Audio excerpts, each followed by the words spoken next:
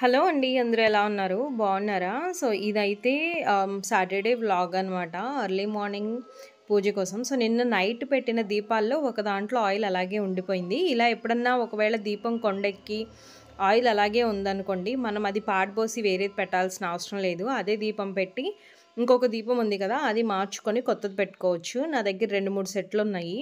అవన్నీ కడిగి పెట్టుకుంటాను నేను. ఎప్పుడు ఏది అవసరమైతే అది పెడుతూ ఉంటాను. నేను ప్రతి గురువారం మాత్రం మొత్తం అంతా దేవుడి సామాన్లు, విగ్రహాలు మొత్తం అన్నీ గురువారం అప్పుడైతే నేను క్లీన్ చేసుకుంటాను. గురువారం ఈవినింగ్ లేదా మార్నింగ్. సో, నా దగ్గరున్న చిన్న లక్ష్మీదేవి వెండి విగ్రహం అనమాట. ఇది 3000 అలా పడింది నాకు. సో, లాస్ట్ ఇయర్ కొనుక్కున్నాను నేను. ఇవన్నీ నా దగ్గర ఉన్న విగ్రహాలు ఎప్పటినుంచో ఉన్నాయి. అండ్ మొన్న రీసెంట్‌గా బాసర వెళ్ళాం కదా! పాపకి అక్షరాభ్యాసం కోసం అప్పుడు సరస్వతీదేవి విగ్రహం కూడా తీసుకొచ్చుకున్నాను. అండ్ దీపము ఒత్తి ఎక్కువగా వేస్తే నూనె కింద కారిపోతూ ఉంటుందనమాట. ఒత్తి ఎప్పుడైనా సరే కిందకి పెట్టుకుంటే మనం పొద్దున పెడితే దీపం సాయంత్రం వరకు వస్తుంది. నేనైతే చాలా చిన్నగా పెడతాను. పొద్దున ఎలిగిస్తే నాకు సాయంత్రం వరకు ఉంటుందిది.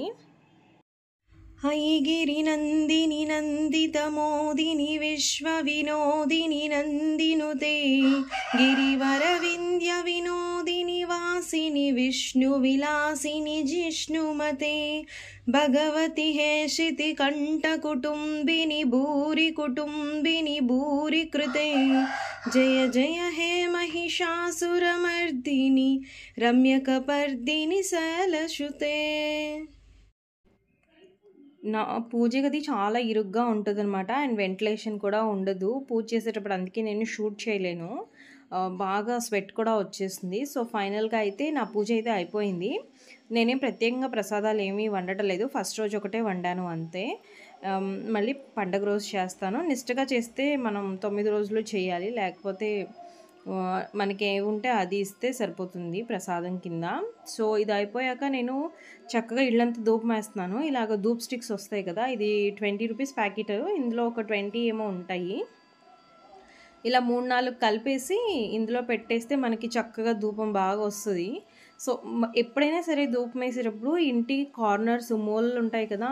అక్కడ ఎక్కువగా చూపిస్తూ ఉండాలి. ఎందుకంటే అక్కడ దారిద్ర్య దేవత ఉంటది అని చెప్తారు కాబట్టి, సో, అదంతా పోతుంది. అండ్ మనం డబ్బులు పెట్టుకునే లాకర్ ఉంటుంది కదా!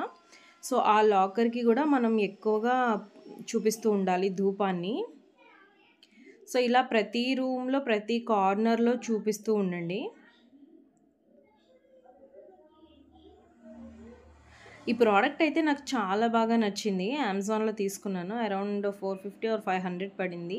అండ్ పూజకి కూర్చునే ముందే నేనైతే ఆ రోజు ఇడ్లీ వేయాల్సుంటే అది ముందు ఇలా వేసేస్తాననమాట. సో, మనం పూజ అయిపోయే లోపల ఇడ్లీ అయితే అయిపోతుంది. సో, నేను పూజ చేసుకునే లోపల ఇడ్లీ రెడీ అయిపోయింది. అండ్ మార్నింగే పాలొస్తాయి. అర్లీ మార్నింగ్ ఒక హాఫ్ లీటరు, ఈవినింగ్ ఒక హాఫ్ లీటర్ వస్తాయన్నమాట. సో, ఈవినింగ్ ఎందుకంటే క్యాండీ నైట్‌లో లేసి పాలు తాగుతది. అప్పుడప్పుడు 2 సార్లు, ఒక్కోసారి అట్లా లెగుస్తూ ఉంటది. అందుకని ఆహ్, ఆఫ్ ఈవినింగ్ ఒక హాఫ్ తీసుకుంటాము. నాకు ఒక డౌట్, అసలు ఎన్ని ఇయర్స్ వరకు పిల్లలు రాత్రి పాలకు లెగుస్తారు అనేది నాకు తెలీదు. ఎందుకంటే ఇంకా నాకు ఫస్ట్ చైల్డే కాబట్టి. ఇప్పుడు క్యాండీ ఏజ్ వచ్చేసి 2 ఇయర్స్ 5 మంత్స్ ఆల్మోస్ట్ కంప్లీట్ అవ్వడానికి వస్తుంది. బట్ ఇప్పుడు కూడా తను ఇప్పుడు ఒక్కసారి లెగుస్తుంది. ఇంతకుముందు 2, 3 సార్లు లేసేది. అండ్ ఒక్కొక్కసారి ఒక్కొక్కసారి లెగవదు. ఏంటంటే ఫుడ్ బాగా తినేసిందనుకోండి నైట్, అప్పుడైతే తను లెగవకుండా ఉంటది. అండ్ చాలామంది చేసే మిస్టేక్ ఏంటంటే పిల్లలు లెగుస్తున్నారు మధ్యలో అని చెప్పేసి ఎప్పుడో 9:30, 10:00కి ఫుడ్ పెడతారు పిల్లలకి. అది చాలా పెద్ద మిస్టేక్. అది ఆ హ్యాబిట్ అసలు అలవాటు చేయకూడదు మనం. లెగిస్తే లెగిసారు, నిద్ర డిస్టర్బ్ అయితే అయ్యింది. బట్ మనం మాక్సిమం 7:30, 8 కల్లా పిల్లలకి ఫుడ్ పెట్టేయాలి. నేనైతే అదే పాటిస్తాను క్యాండీకి. తను లెగుస్తదని మళ్ళీ నా నిద్ర డిస్టర్బ్ అవుతదని తనకి ఏ రోజు కూడా నేను లేట్‌గా పెట్టను ఫుడ్డు. అండ్ ఇక్కడ మా మేనల్లుడు ఉన్నాడు కదా! సో, తన కోసం అయితే బూస్ట్ ప్రిపేర్ చేస్తున్నాము.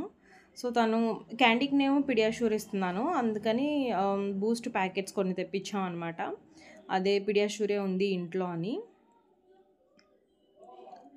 ఒకసారి పిల్లలు నిద్ర లేసాక ఎళ్లి వాళ్ళని హగ్ చేసుకొని, కొంచెం ముద్దు పెట్టుకొని, కొంచెం ప్యాంపర్ చేయాలి రోజు కూడా పొద్దున పూట. ఇట్లా చేయడం వల్ల ఏంటంటే వాళ్ళకి కొంచెం సెటిల్ డౌన్గా అనిపిస్తుంది, డే కూడా చాలా హ్యాపీగా స్టార్ట్ అవుతుంది. సో ఇది చాలా చాలా ఇంపార్టెంట్. చూసారు కదా, నేనైతే రోజు క్యాండీని ఇలాగే ప్యాంపర్ చేస్తాను. సో ఇద్దరు చక్కగా టీవీ చూస్తున్నారు డోరా పెట్టుకొని. సరే నేనే ఇంకా బ్రష్కి పేస్ట్ వేసి ఇచ్చానమాట. సో క్యాండీ అయితే నేను బ్రష్ చేయను అంటుంది, అందుకే దాని మొహం అలా పెట్టిందనమాట. బట్ చేయాలి కదా, అందుకే పేస్ట్ వేసి బ్రష్ ఇచ్చి బయటికి నెట్టేశాను. పిల్లలు కూడా పొద్దున్నే లేసారు, ఆల్మోస్ట్ 6:30-7 కల్లా లేసారు. ఆలోపు నా పూజ మొత్తం అంతా అయిపోయింది. ఇక్కడ బూస్ట్ కలిపిన పాలు కొంచెం చల్లారిస్తున్నాను అనమాట. సో తర్వాత ఇంకా ఆల్రెడీ ఇడ్లీ ప్రిపేర్ అయిపోయింది కాబట్టి చట్నీ కోసం ప్రిపేర్ చేసుకుంటున్నాను. ఇప్పుడు క్యాండీకి 2 years 5 months కంప్లీట్ అవడానికి వస్తుంది కదా. సో తనలో కొంచెం అగ్రెషన్ స్టార్ట్ అయింది, కొంచెం బిహేవియర్ చేంజెస్ కనిపిస్తున్నాయి ఇప్పుడు. ఎస్పెషల్లీ 15 days నుంచి నేను అబ్జర్వ్ చేస్తున్నాను. ఈ ఏజ్లో పిల్లలకి అన్నీ బాగా అర్థమవుతాయి అన్నమాట. సో మా అల్లుడు వచ్చాడు కదా, తను వచ్చేసి మా అత్త మా మామ అని మమ్మల్ని పట్టుకుంటే క్యాండీ అసలు తట్టుకోలేకపోతుంది అనమాట. రాత్రిపూట నిద్రలో కూడా అదే గుర్తు తెచ్చుకొని బాగా కలవరించింది. సో మీ పిల్లల్ని ఎప్పుడు అలా చేయకండి, మీరు కొంచెం జాగ్రత్తగా చూసుకుంటూ ఉండాలి. నైట్ టైంలో పిల్లల్ని ఎక్కడ దూరంగా పడుకోబెట్టుకోకూడదు, మన దగ్గరే పడుకోబెట్టుకోవాలి. ఎందుకంటే ఒక్కొక్కసారి వాళ్ళు మార్నింగ్ జరిగినవి వాళ్ళకి బాధగా అనిపించినవన్నీ నైట్ గుర్తు తెచ్చుకొని ఏడుస్తూ ఉంటారు. అప్పుడు మనం పక్కనే ఉంటే వాళ్ళు కొంచెం రిలీఫ్గా ఫీల్ అవుతారు. కొంచెం అగ్రెషన్ స్టార్ట్ అయిందని చెప్పాను కదా. ఎలా అంటే వస్తువులు ఇసిరేయటం, బొమ్మలు ఇసిరేయటము, ఒక్కొక్కసారి ఫుడ్ తినినంత తిని మిగిలింది ఇసిరేయటము అట్లా చేస్తుంది అనమాట. సో దాన్ని నేను ఎలా డిసిప్లిన్లో పెట్టినాను అనేది కూడా మీరు చూపిస్తాను. అండ్ ఒక్కొక్కసారి అయితే నాకు థైరాయిడ్ పీసీఓఎస్ ఉంది కదా, చాలా మూడ్ స్వింగ్స్ కూడా ఎక్కువ ఉంటాయన్నమాట. అండ్ నార్మల్గానే నాకు కొంచెం షార్ట్ టెంపర్ ఎక్కువ. సో చాలా కోపం వస్తూ ఉంటుంది, ఒక్కొక్కసారి కంట్రోల్ చేసుకుంటాను. బట్ ఫుడ్ వేస్ట్ చేస్తే మాత్రం నాకు బాగా కోపం వస్తుంది. 2-3 సార్లు చూస్తాను, ఒక్కొక్కసారి అయితే ఒక 2-3 దెబ్బలు వేస్తాను కూడా. ఎందుకంటే ఫుడ్ వేస్తే నాకు ఎందుకో చాలా కోపం వస్తుంది.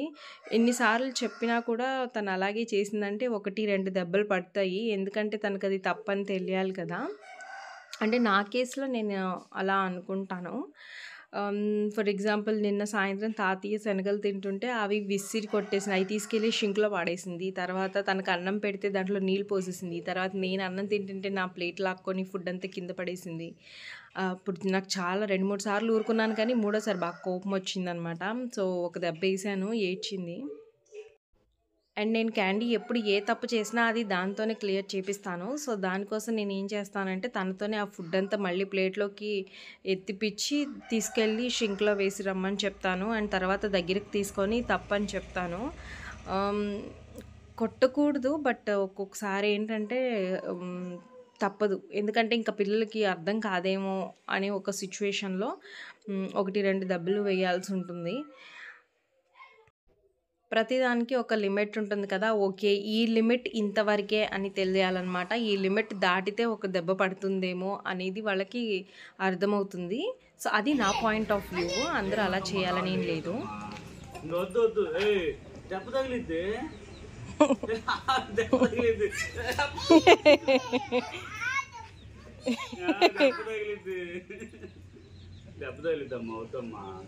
పుట్టు తప్పమ్మా.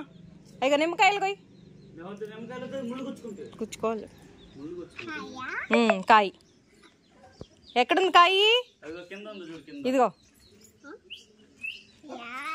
కాయ కొయ్యి. ఏం కాయ అది? గుచ్చుకుందా? కాయ ఏది? కాయ గుచ్చుకుందా? అబ్బో అందా? అమ్మ, మమ్మీకి ఇస్తావా, డాడీకి ఇస్తావా? ఎవరికి? Thank you. నీకు కావాలా? తీసుకో. ఎవరికి ఇస్తా? డాడీకా? పచ్చి నేను దాంతో ఆడుతున్నాను రా. సో ఇంతకుముందు వీడియోస్లో చెప్పాను కదా, మా ఇంట్లో నాటుకోళ్ళు అంటే పందెం కోళ్ళు ఉంటాయి అనమాట. ఇవన్నీ పందాలకి వేసే కోళ్ళు పెంచుతూ ఉంటారు. దసరాకి, సంక్రాంతికి అట్లా విడిగా కూడా జరుగుతూ ఉంటాయి అన్నమాట. దీని కాస్ట్ ఒక్కొక్కటి వచ్చేసి అంటే 5,000 నుంచి స్టార్ట్ అవుతాయి. 50,000, 1 lakh, 2 lakhs వరకు ఉన్న కోళ్ళు కూడా ఉన్నాయి. సో మా హస్బెండ్కి అది ఒక ప్యాషన్. సరే రేపు రేపు ఇవాళ 10 జంప్ గుడ్ బావని పిలు బావని ముళ్ళు గుచ్చుకుంటూ ఇటే దూకదలేటు ఏయ్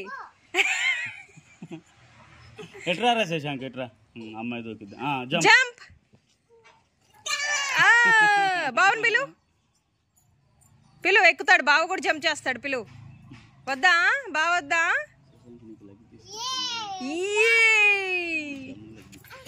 బావని పిలు ఎక్కుతాడు పిలు ఇద్దరు జంప్ ఇటు తిరుగు నువ్వు ఇటు తిరుగు అయ్యే మెల్లగా గుచ్చుకుంటాయి లేదు లేదు లేదు తోలేదు జంప్ క్యాండీకి చిన్నప్పుడు వాళ్ళ నాన్న ఒక ట్రక్కు ఇసుక తోల్పించాడనమాట అందులో ఆడుకునేకి బాగుంటుందని తర్వాత ఇంకా అక్కడంతా కోళ్ళు అవి వచ్చేసాయి ఎంత వద్దన్నా కూడా ఇక్కడ మట్టిలోనే ఆడుతూ ఉంటుంది అంటే రోజు పనమ్మాయి వచ్చి క్లీన్ చేస్తుంది కానీ ఇంకా మట్టిలో ఆడుతూ ఉంటుంది నేను ఇంకేంటంటే ఒక 5 minutes 10 minutes ఆడించాక తర్వాత తీసుకెళ్ళి స్నానం చేయించేస్తాను పిల్లలు కదా కొన్నిసార్లు కొన్ని వదిలేయాల్సి ఉంటుంది తనకి మట్టిలో ఆడతాం వాటర్లో ఆడతాం చాలా ఇంట్రెస్ట్గా ఉంటుంది సో ఒక 10 minutes 15 minutes ఆడినిచ్చాక ఇంకిద్దరికి స్నానాలు అయితే చేయించేసాము అసలు పిలుకలు ఉంచుకోవట్లేదు వేసిన వెంటనే తీసేస్తుంది ఇంకా హెయిర్ అంత బాగా రాలేదు అండ్ ఈరోజు యాక్టివిటీకి అయితే నేను ఈ మధ్య రైటింగ్ స్కిల్స్ ఇంప్రూవ్ అవ్వడానికి యాక్టివిటీస్ చేపిస్తున్నాను ఇంట్లో సో నేను అవి కూడా మీతో షేర్ చేస్తాను ఫర్దర్గా పిల్లలు ఫస్ట్ రాయాలంటే దానికన్నా ముందు మనం వాళ్ళతో స్క్రిబిలింగ్ ఎక్కువ చేయించాలి అండ్ ఇలా రవ్వ కానీ లేదంటే పిండి కానీ తీసుకొని ఇట్లా రాయించాలి సో ఇట్లా ఇవన్నీ యాక్టివిటీస్ చేపిస్తూ ఉంటే వాళ్ళకి స్క్రిబిలింగ్ కానీ బాగుంటుంది తర్వాత పెన్ హ్యాండిల్ చేసే విధానం కూడా బాగుంటుంది బుక్లో స్కెచ్ పెన్తో గీపించడము బాగా సో అట్లా చెప్తూ ఉండాలన్నమాట క్యాండీకి హోమ్ స్కూలింగ్ స్టార్ట్ చేయాలి అని అనుకుంటున్నాము ఎందుకంటే తెనాలి స్కూల్లో అడిగితే వాళ్ళు చిన్న ఏజ్కి జాయిన్ చేసుకోము మినిమం 3 years or 3.5 years ఉండాలి అని అన్నారు అందుకని ఈ దసరా అయిపోయాక స్టార్ట్ చేయాలి అని అనుకుంటున్నాను సో దానికి ఫర్దర్గా ఫైనల్ డెసిషన్ అయితే ఇంకా తీసుకోలేదు ఒకవేళ తీసుకుంటే మాత్రం దసరా రోజు కానీ ఆ తర్వాత నుంచి కానీ స్టార్ట్ చేస్తాను అలా స్టార్ట్ చేస్తే ఇంకా కంప్లీట్గా ఇంకా వీడియోస్ అయితే నేను అప్లోడ్ చేస్తూ ఉంటాను తనకి ఎట్లా నేర్పిస్తున్నానని క్యాండీ ఇప్పుడు ఫ్రమ్ స్క్రాచ్ నేను తనకి నేర్పిస్తున్నాను కాబట్టి మీ పిల్లలు కూడా మీరు స్టార్ట్ చేయాలంటే క్యాండీతో పాటు స్టార్ట్ చేయొచ్చు సో చూసారు కదా ఇక్కడ తనకి ఇంతకుముందే నేను బాగా స్క్రిబిలింగ్ చేయించాను అనమాట ఫస్ట్ బాగా గీస్తారు స్క్రిబుల్ చేస్తారు వాళ్ళకి నచ్చినట్టు తర్వాత చిన్న డాట్స్ పెట్టేదాకా వస్తారు తర్వాత చిన్న లైన్స్ వేసే వరకు వస్తారు సో ఇవేంటంటే స్టార్టింగ్లో మనం లావు మార్కర్ లాంటిది అంటే లావుగా ఉండే మార్కర్ ఇస్తే వాళ్ళకి హోల్డ్ చేయడానికి చాలా బాగుంటుంది సో స్టార్టింగ్ నేను అది ఇచ్చేదాన్ని లేదంటే చాక్ పీస్ ఇచ్చేదాన్ని ఇప్పుడైతే స్కెచ్ పెన్ వరకు వచ్చిందనమాట సో ఫర్దర్గా ఇంకా ఇంప్రూవ్ చేయాలి